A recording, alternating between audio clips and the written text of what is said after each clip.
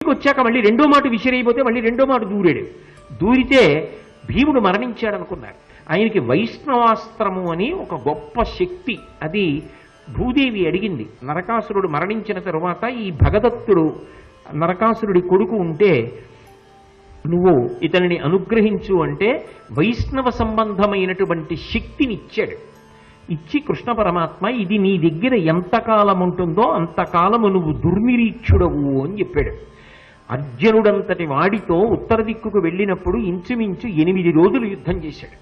అంటే ఎంత శక్తి కలిగిన వాడో భగదత్తుడు మీరు ఆలోచించండి. మహాభారతంలో అపారమైనటువంటి పౌరుష పరాక్రమములు ఉన్న వాళ్ళల్లో ఆయన ఒకడు. పాండవుల ఎందుకు కించిత్ పక్షపాతం ఉంది అని కనపడుతుంది. ఎందుకని అంటే, ఎందుకు పక్షపాతము అంటే ఆయన ఇంద్రుడికి స్నేహితుడు.